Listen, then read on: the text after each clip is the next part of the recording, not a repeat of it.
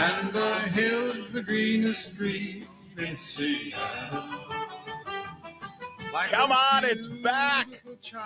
The Daily Puck Drop, episode 96, Tuesday, May 14th. How about those Mariners, huh? It's back.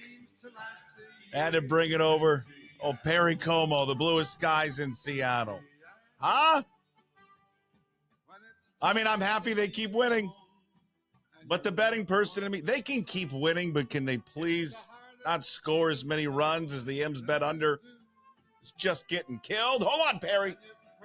Oh, I got to miss him. I got to catch him when he gets into the bluest skies part. But it's running out. Just a great song. Yeah, that's right. Blue Skies today, episode 96, May 14th, here on a Tuesday. It is the Daily Puck Drop. As we were with you, 30 minutes. We give you the hard-hitting sports analysis here on all the platforms. However you're viewing it, watching it, listening to it, YouTube, please like, subscribe, comment below. Apple, Spotify, Amazon, YouTube Music, by the way, for you Android users, all there here on episode Cortez Kennedy. Who? This is a great debate, and I didn't think I was going to go there with this. Greatest player in Seahawks history, go.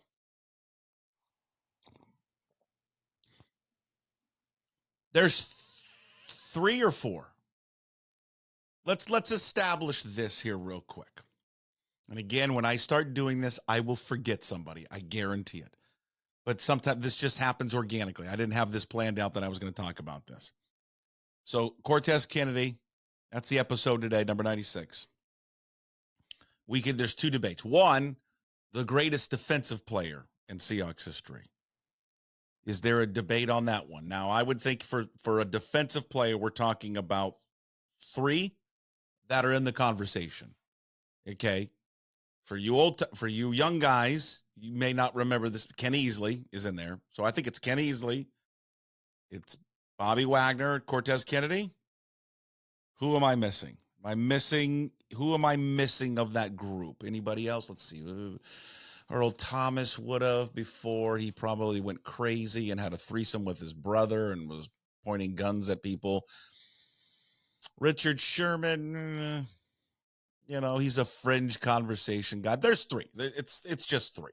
It's Kenny, it's Bobby, and it's Cortez Kennedy. So now I think there's a debate there, although I don't think it's a strong debate. You got to remove the whole he played on a shitty team, which he did. I mean, all of his teams were shitty. But for a period of time, and like a long period of time, I mean, he was the defensive player of the year on a team that won 2 games.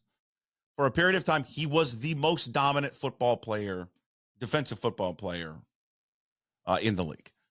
Okay, so I'm going Cortez Kennedy is the greatest defensive player in Seahawks history. Now, is he the greatest football player in Seahawks history? And I think, again, there's 3 people. It's Cortez, it's Walter Jones, it's Steve Largent. Who of those 3 is the greatest Seahawks football player? Oh, God. Terrible. God, my heart wants to say Largent because the 10-year-old in me loved Steve Largent and still does. The 10-year-old who you cut him open and outpours those damn silver helmets out of my bloodstream. So my heart wants to say Steve Largent. My head wants to say Walter Jones because of just how dominant he was. He just so damn good.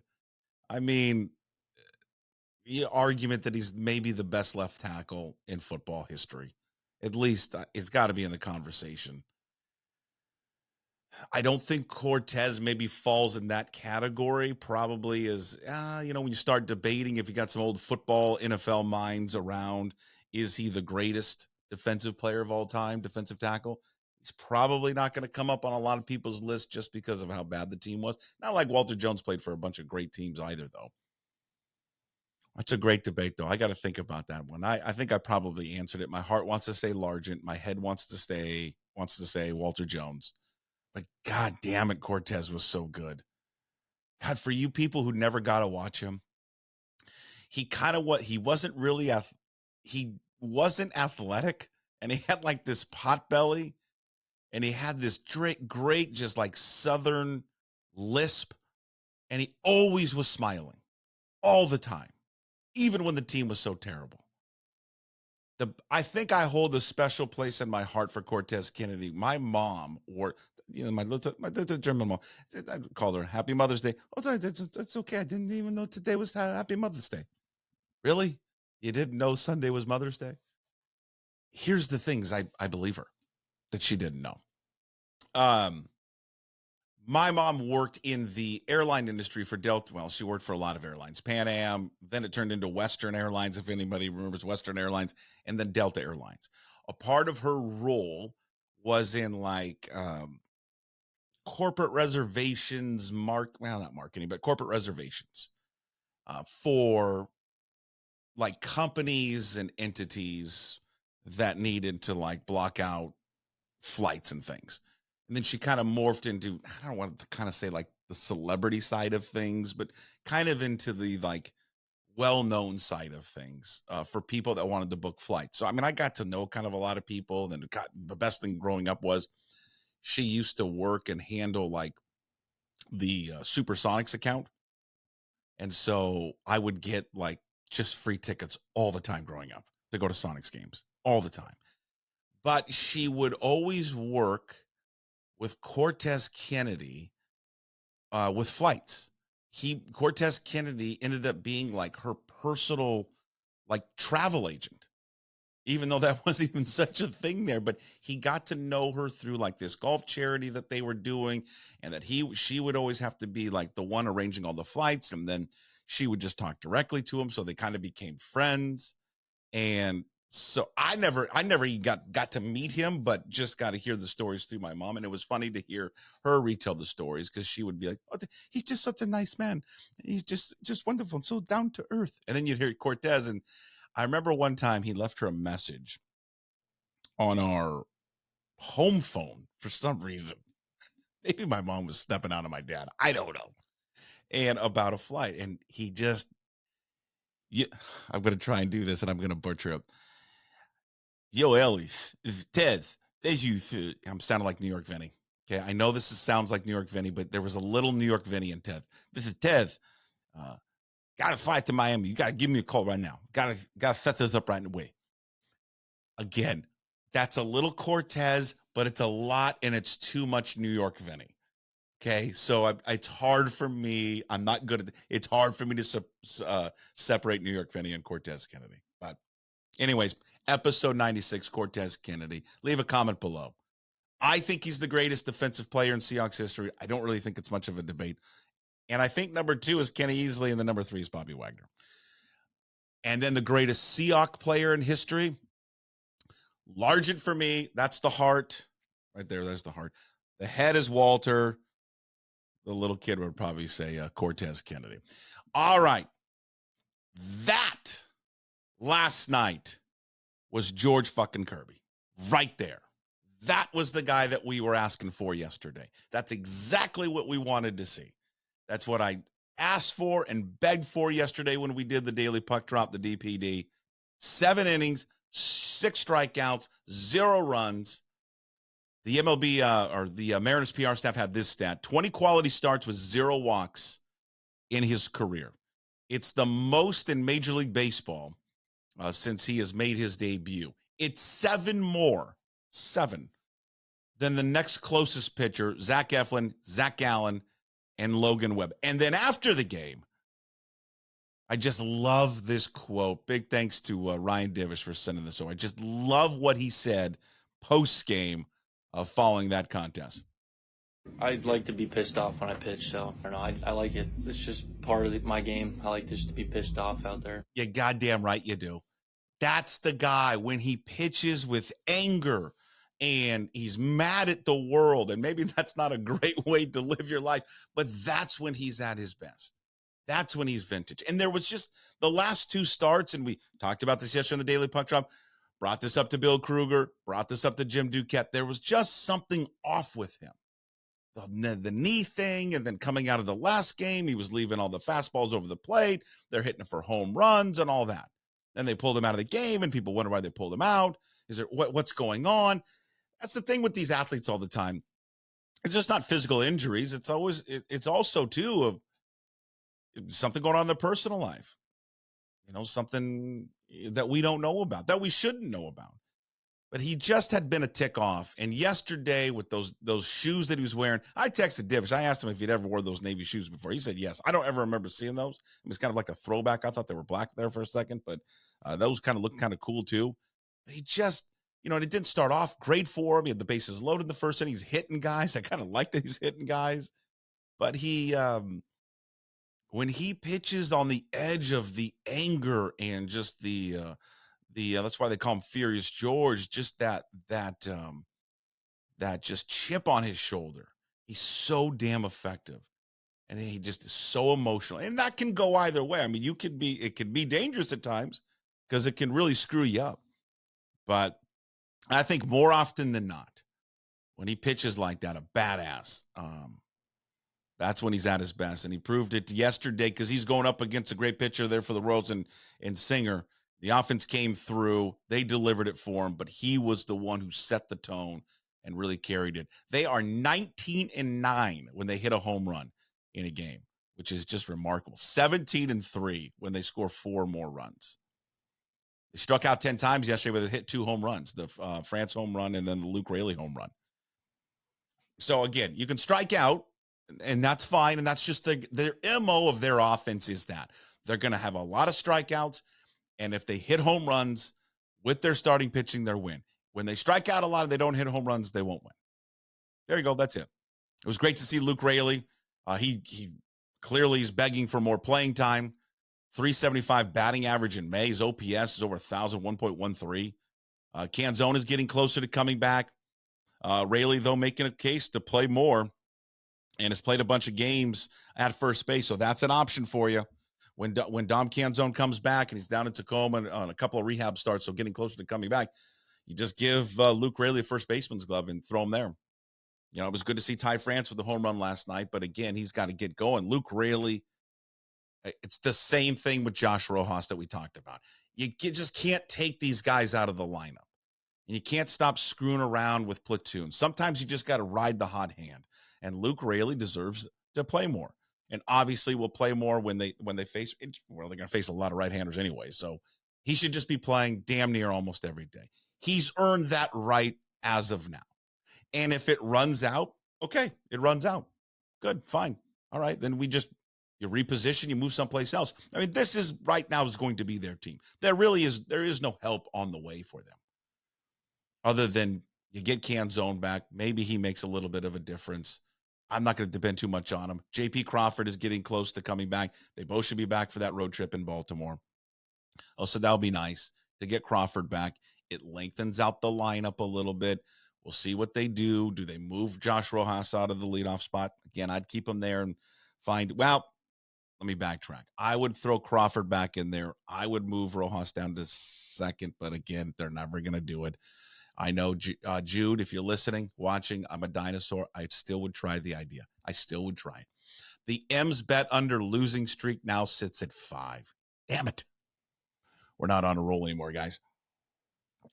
Total was 6.5 yesterday, and they won 6-2. Again, happy they won. But we need them, fellas, ladies, to start winning games under like 7.5 and 6.5 runs, okay? So losing streak now at 5. Money starting to dwindle out of the account. Actually, we've got to add. They're 4-8-1 now on the M's bet under summer tour. That's fine. I'm going to keep saying it. It's a marathon, not a sprint. But it's going to cause this guy to start overreacting with some bets. All right? It's going to happen. Again, we use the DraftKings Sportsbook app for our total runs. So check that out on the DraftKings Sportsbook app. We got coming up, Michael Walker taking on Logan Gilbert. 7.5 runs is the total tonight. Gave up 7 earned runs 2 starts ago against Texas. Did Walker for Gilbert coming off that bad start against Minnesota. 3-1 with a 2.94 ERA. But we got the DraftKings Sportsbook app. Total run 7.5. M's bet under summer tour continues. 5-game losing streak. Damn it. It was going so well. Now we damn near have hit rock bottom. We're not going to change. We're not going to change taking the over. We've committed to the under, and we're going to commit to the under. They'll wrap. They got 2 more games, right? Tuesday, and then they'll have a Wednesday day game. We'll get to some programming news on kind of Wednesday, what we're going to do, because usually we have Divish on, and then we've got Brad Adam on. We're going to change some things up a little bit with the NFL schedule and all that. We'll get to in a second. 7-game tester, though, coming for the Mariners after that I can't wait, because, the Mariners are playing good baseball. And despite how their offense is played, their pitching is just so damn good. But you want to see them be tested against some of the better teams in the American League. And they get that right after Kansas City. I mean, they're getting it now with the Royals, but they get it even more on the road with 3 games against Baltimore, than 4 games against the New York Yankees. And then when they play Baltimore, it's always a great time to revisit our friend who covers baseball for Toronto, Ben Nicholson-Smith, and the whole Adley Rutschman and Julio Rodriguez debate from a couple of years ago. Today is also a special day. It's not only episode 96 of the podcast, pucksports.com. Appreciate it. Everything is all there at pucksports.com and all the platforms. You can see everything, every way to watch and to listen here on this edition of pucksports.com. May 14th, though, is a special day, because my beautiful daughter, Maria Lola Puckett, has turned 15 today, which is unbelievable how much time flies. And everyone that's a parent, I'm speaking directly to you. You're like nodding your head wherever you're at, watching or listening to this, going, it goes by fast. God damn it, does it go by fast. I mean, just yesterday, she was 5 years old, and we're camping on Father's Day, and she's pooping in the woods. And now she's 15 with makeup on, wearing clothes that pisses me off, and a year away from driving. So it goes by fast. I'm trying not to get emotional here, but if I do, it's okay. She is the best of my wife and myself. Now, really the best of my wife, and then myself, there's like there's a sliver of it there. But she is the best of us. And I think, that's all you want, right? As a parent, is your kids to be kind of the best versions of yourself. They're going to make mistakes. She no doubt will. I know my son will. There's 100%. He's going to make mistakes, but she has been great. She's funny as hell. She's outgoing. She is bright. She is self-motivated. She is just the most badass all-around girl that I know. And it is just so much fun to watch her grow up. I do everything for her. Soft spot, that's never going to change. Most dads, I think, with daughters, you understand that. She has me wrapped around her finger. Some will say, well, that's bad. I don't think it's bad. I think it's great. She works so damn hard at everything, school, sports or gymnastics. I mean, this girl goes and goes to school every single day, gets out at 2:30, gets in a car. Well, not just a random car, my car.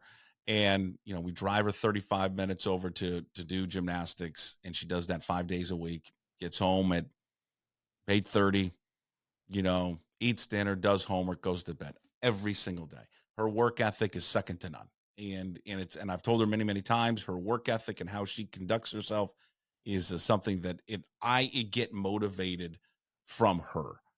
Usually, right, I think the kid should get motivated from the parent, but her work ethic and how she goes about it, and how she's just stayed self-motivated, and how, her friends are doing all these fun things. And it's not like she doesn't do anything fun, but, at times, is she missing out on some things? And we always check in with her. Hey, let's reevaluate it. What do you want to do? I'm good. And I just think the work ethic and the stuff that she's putting in right now, when she gets older, is just going to help her immensely. I just never seen anybody work so damn hard. I didn't work that hard at all. And that's why she motivates me. Happy birthday to my beautiful daughter, turning 15 today. I didn't get to this yesterday, and I feel like a real putz. I teased him. So I think something happened a few days ago that I think Sonic fans, you got to sit back, and NBA fans, sit back and go, that might have been the last time. The NBA draft lottery took place. Did anybody pay attention to it? If you right now, do you know who has the number one pick? It's the Atlanta Hawks. So, and now for all you people out there that think the NBA is rigged, right? God, I hate those people. There is nothing I hate more than the NBA is rigged person. You are such an idiot. You really, really are. It's not rigged, by the way. Okay? It's not. They would rig it every year for the best teams, every single year. Why would they rig it this year for the Atlanta Hawks? Oh, because there's not a sure star player out there. They're going to rig it next year. So you're going to say they took a year off and they'll rig it next year for Cooper Flagg, who will be the number one pick, right? Is that what you're saying? Okay. Just continue to live in your basement, fella. All right. NBA draft lottery. Why I think you should look at that as, it's getting closer. At least I am. Maybe I'm wrong, but we'll see. That potentially could be the last NBA draft lottery that does not involve your Seattle Supersonics. I think that it's very likely and possible that the next NBA draft lottery, and I don't know how it specifically works. I asked a bunch of people how it works with expansion teams, because it's kind of been handled differently over the years, how they did it with the Bobcats back in the day, how they did it with the Raptors. But it's a high possibility that the next NBA draft lottery involves Seattle. And that's pretty damn cool when you start thinking about it. And I just think something like that gives you a little bit more hope as we get closer to the potential return of the NBA here, which is going to be on the horizon. Now, why do I say that? Well, if you go back a few weeks ago and they were talking about that media rights deal that they're getting closer to signing, and that Amazon was out there and they're going to be the streaming service for it. It starts in 25 and 26. And everyone has said, hey, they're not going to do anything with expansion until they secure, not that when it starts, that when they secure the media rights deal. So they're getting closer to that media rights deal being secured. And then that new deal for Amazon kicks in at 25, 26. I don't think, one person tell me yesterday, well, that might be an aggressive timeline. I don't know. I mean, we're sitting here, what is it, May 14th? I should know that because it's my daughter's birthday. Shouldn't have to look at my watch. Of 2024. I mean, by December of 24, as they get into the new NBA season, you don't think we could have an announcement they could return? And how long would it take to have an expansion team ready? The building's there. They don't got to wait on the building. The players, they'll have an expansion draft where they get to pick over players that are already in the league. And then they can have the draft lottery takes place now, and then the draft is in June. They'd have everybody, first of all, they're going to have like people assembled fairly quickly. And Samantha Holloway and Bonderman and the group that's leading it anyways, guarantee they already have a list of people that they would hire. It's not like, hey, we've already done an expansion team, now put the team together. They will be ready far before that announcement ever comes out. So I think it's a realistic timeline. They start in 25, 26. Some have said 26, 27, but I think it's 25, 26. That's why when I looked at the lottery this past weekend, I think it's a great chance that that's the last lottery that doesn't involve Seattle. That's pretty damn awesome. That is pretty great. They're not going to give them, I think in the NBA, they don't give them the number one overall pick. So they, I think, can be in the lottery. And I think they can trade out of the lottery to get more players in the expansion draft. They can give up like expansion draft players to increase the draft lottery, which would be really, really damn cool. Yes. Do I want the NBA draft lottery to be involved next season? Yeah, because of Cooper Flagg. Go look. He's going to play at Duke. He's a stud. Cooper Flagg's a damn stud, and he's awesome. And it would be a great fit here in Seattle. It'd be sensational to watch. But just keep an eye on it. If you are hopeful for the return, I think that is a sign that it's getting close to getting back. Speaking of the NBA, and again, I'm swearing a little bit more, and I swore yesterday on social media, but I'm going to say it again. Fuck off ESPN in Oklahoma City. I saw that graphic last night. I got done with Old Man Hoops, and I'm sitting there watching ESPN, and they flash up a graphic on there last night. And talking about the playoff performance of Shai Gilgeous-Alexander and what he's been able to do. and the 3 straight, the stat was on ESPN last night. And there's not someone that works there that can just say, stop it with this crap? And even Oklahoma City. See, I blame Oklahoma City as well. Oklahoma City needs to go to ESPN and tell them, stop doing this. We had nothing to do with that franchise. There's no history there. We didn't play ever there. So there was a stat last night, 3 straight 30-point games, single postseason record. Again, and the 3 players all played for Oklahoma City. One of them played 1 season for the Sonics. Kevin Durant did it 5 times, Westbrook twice, and Gilgeous-Alexander did it once. He did it yesterday or last night.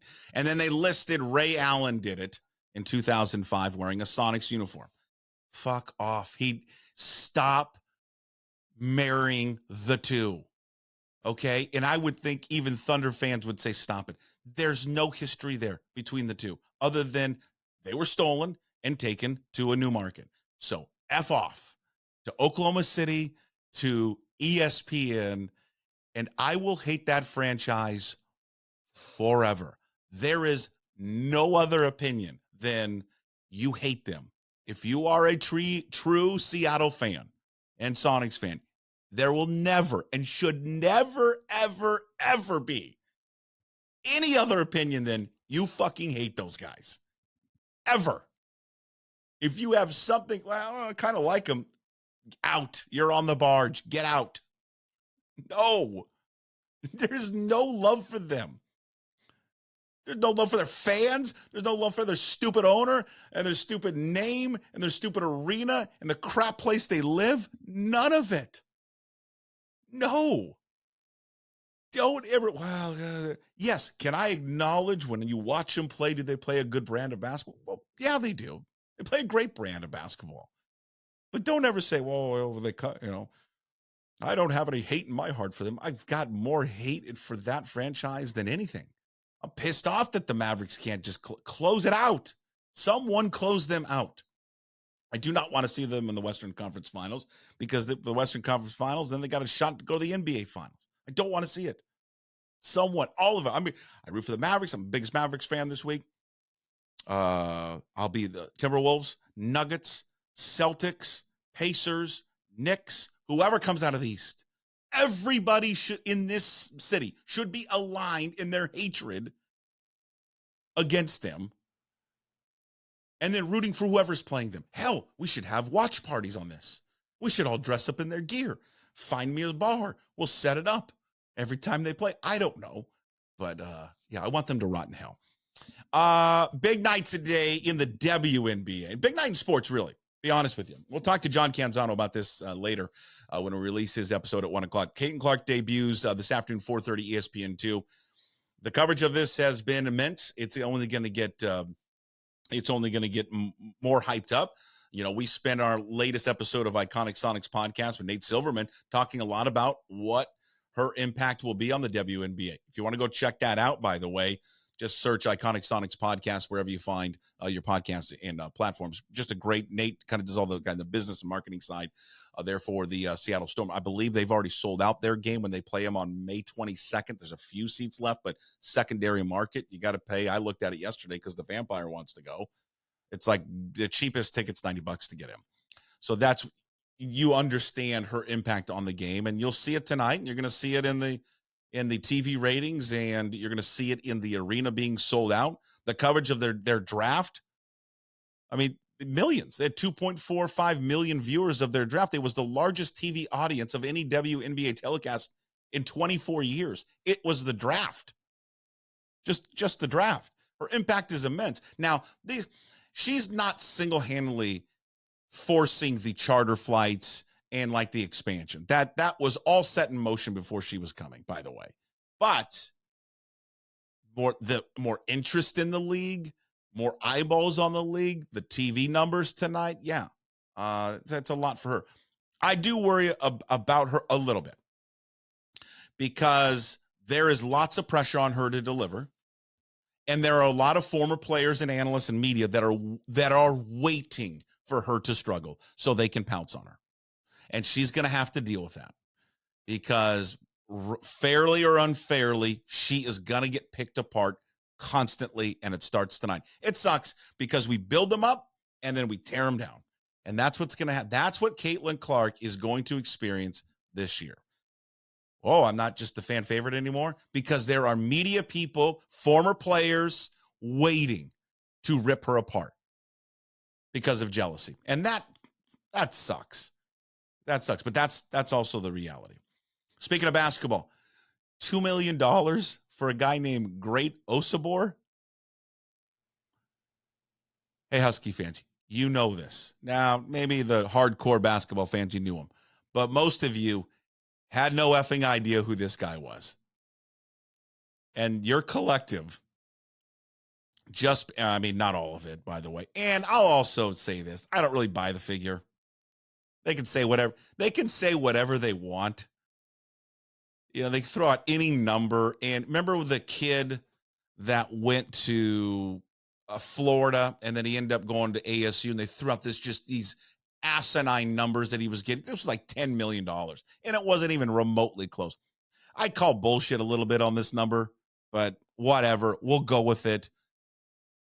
They don't have to ever show anything, so you could say any number for Great Osabor. You could say $5 million. 10. They don't show receipts. They don't show what they're doing. There are no checks and balances with this NIL and this collective stuff. So if I'm Motlake Futures or anyone, I'll just throw out any number because it makes it appear, and it's actually great marketing, it makes it appear that your big, badass collective can buy players like this. We'll see. If it is true, it's remarkable. Good for the kid. Get as much as you want. It is just amazing the kind of world we live in. I mean, he's a hired gun. This is the third time he's transferred, and he just goes wherever Danny Sprinkle goes. He played for Sprinkle at Montana State, played for him at Utah State. He was ranked the 7th overall prospect in the transfer portal, averaged 17-9. And listen, people are going to make are going to mock the Mountain West. Well, it's the Mountain West, and now he's going to go to, stiffer competition. The fucking Mountain West is good. Like, real good. Look at all the teams they put in the tournament. I watched the kid play. He's good, skilled, left-handed, quick on his feet, physical. I mean, he's small, 6'8", 240, 250. He can't shoot, but inside he's going to be a presence. I think he'll be fine. He was okay against, they played Purdue in the second round. They got knocked down. He was okay in that. He only had 27 points and 13 rebounds in 2 tournament games. I mean, the competition will get harder for him in the Big Ten, and it will be night in and night out. It's going to be harder in the Big Ten than it was in the Mountain West. But I just wouldn't mock the Mountain West schedule and teams. Those are good teams. But again, going back to Clark, pressure. All he'll be known as is because it's the most money on record that a college basketball player has received. And it's for a player that no one's ever heard of for the most part, even though he was the Mountain West Player of the Year. Most of you college basketball fans have never heard of the guy. And the pressure for him is going to be, he's going to be the $2 million man. And with that now being on his back, he's got a target. How does he respond to that? How does he respond to being the $2 million man? Because there's going to be a lot of players talking a lot of shit to him night in and night out, all the time. And when they and it's going to motivate that kid to go after him. See, it's easy when you're kind of the unknown at Montana State, really kind of unknown at Utah State. It's kind of easy because you don't got the light on you. Now he's going to have the lights on him. There's going to be a lot of pressure, a lot of coverage for him, night in and night out, like Caitlin Clark. When he struggles, people are going to start bringing it up. Oof, not worth the money.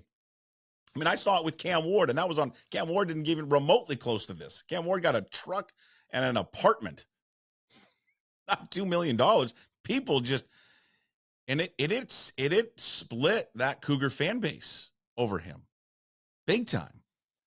So I worry about him a little bit trying to deal with all this, and especially if he struggles. How do the fans respond? Fans aren't good. I mean, I'm a fan. We can be a-holes. All right. He has a bad game. What's the reaction going to be? Because with $2 million, you're expecting a product out there.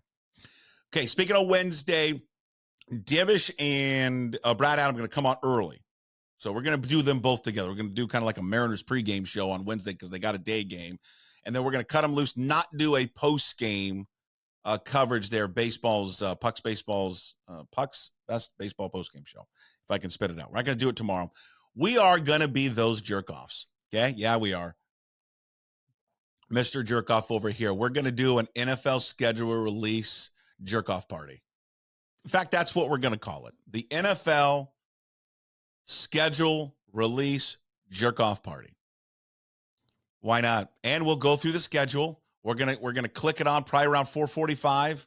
It starts at 5 where they'll release it. It's all going to leak out. We'll roll for about an hour, and we'll go through the Seahawks schedule. Tim Booth, the Associated Press, is going to join us tomorrow, and also maybe another special guest. But we'll do it live show alert tomorrow, 4:45 on YouTube Live. So follow YouTube at Puck Sports.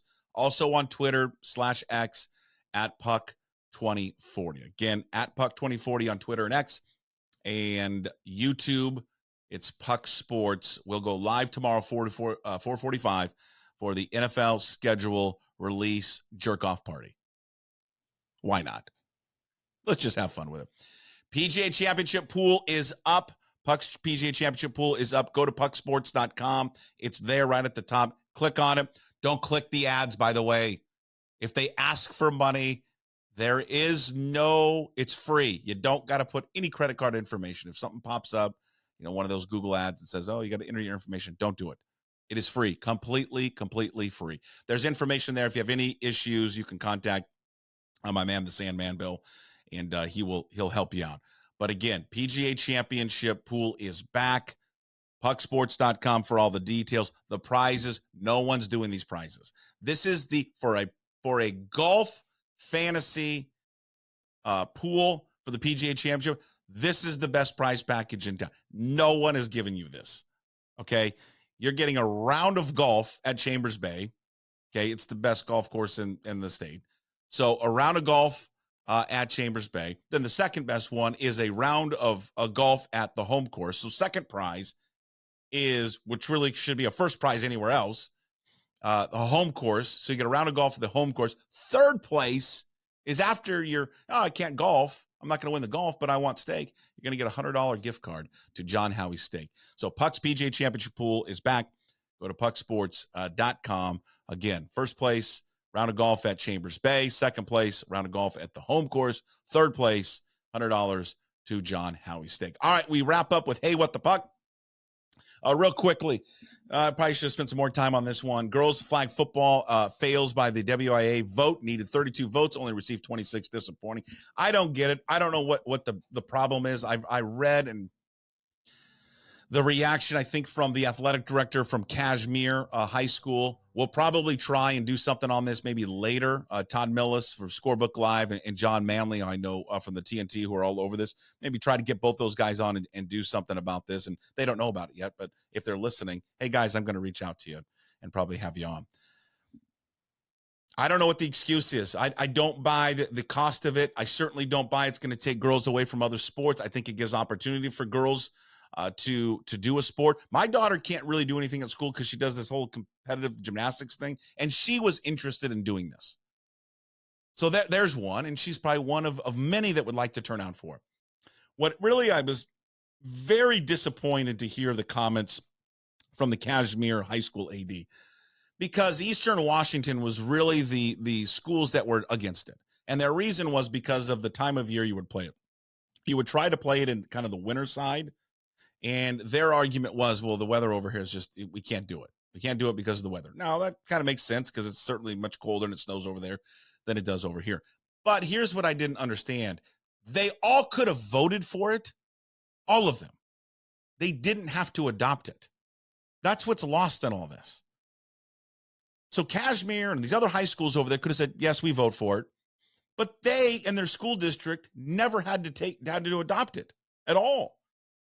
Is it primarily a West Side thing? Yeah. Well, why don't you just let them have it? You don't have to add it if you don't want to. That vote yesterday wasn't about flag football. And that's what kind of pisses me off. It was about a divide in this state, Eastern Washington, Western Washington. And Eastern Washington told Western Washington to fuck off. Screw you. And everything that is what we perceive wrong with Western Washington. And that disappoints me about Eastern Washington because I love Eastern Washington. I love all of it. But they allowed other factors, politics number one, to factor in of allowing girls to play football. And that's also the part of it that is in the root of their decision. Because there's people over there, and it just, again, it's the way they think, especially their athletic directors. Girls don't deserve to play football. That's it. That's the little secret that no one wants to talk about, is there's people over there who think that girls shouldn't be playing football. So, because we don't want them to play football, this other side of the state wants to do it, so we're not going to allow it. Stupid. Just absolutely stupid. Stupid decision. And I don't get some people and adults. I really don't. We make it hard on these kids. Kids want to play more. Shouldn't we encourage kids to play more and be involved in sports more and add as many sports as we possibly can? So everyone's got a chance to do something. Shouldn't we as adults do that? Instead of this lame ass excuse this Kashmir AD got, and then it will be someday. Just the timing wasn't right. When's the timing going to be right for you? What changes? Because your argument, this is why that guy or that athletic director is so full of shit. Because their excuse was the weather. The weather was the excuse. Well, newsflash, the weather's not going to change anytime soon. It's still going to snow in the winter. And if you only want to play it then and not in the spring and the fall to interrupt with the other sports, well, that's never going to change then. They use that convenient excuse not to vote for it, the weather. But the real reason why they didn't vote for it is they don't want, because everybody in Western Washington does it, they're like, screw it. We don't care. We don't like your side of the state, so we're not going to give you what you want. That's what it was. And there's a mentality and a thinking over there that I swear to God is they just don't think girls should play football. And just dumb. Just dumb. Don't lump in all the WIA on this one, too. I've seen that on social media. Don't lump them all in on this, because there is a number of athletic directors and Mick Hoffman and all these people over here on Western Washington that wanted to do it. You blame those athletic directors and those high schools in Eastern Washington. That's why this didn't pass, okay? Real quick, what the puck? Now, I love you, and I'm not wearing the hat. And I love your hats. I love your stadium. I love going. I love your wiffle ball park. But Tacoma Rainiers, John Manley wrote about it today in the TNT. I don't agree with this. This is another one that kind of just boils my blood. So the Rainiers, it comes out yesterday, they're receiving money. It's a state grant. It's $3 million. In addition to the money they've already received from that stadium. Remember that baseball money that was earmarked for kids, but then was spread around to all the minor league teams? John Manley's got all the details. And listen, I'm not going after John or anybody there. It was written in a way and produced in a way and delivered in a way that it was a good thing for Tacoma. And I get it. It's a good thing for the Rainiers at the expense of a bunch of kids, though. Let's just keep it real.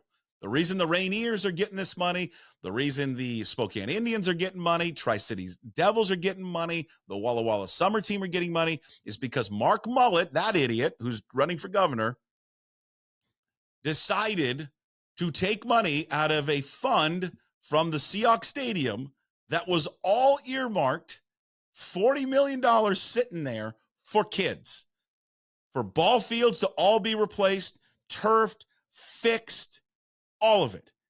And that greedy son of a bitch and all those other people took it and earmarked it and gave it to the Rainiers, gave it to Tri-City, gave it to Everett. Everett's not off the hook on this one because they had their hands out taking the money, and all these minor league teams, because they had to be up to code for Major League Baseball at the expense of kids. I see it all the time. If you live in and around Seattle, you see it as well. I don't know what it's out like in the suburbs. These baseball fields are crap. All of them. They're torn up.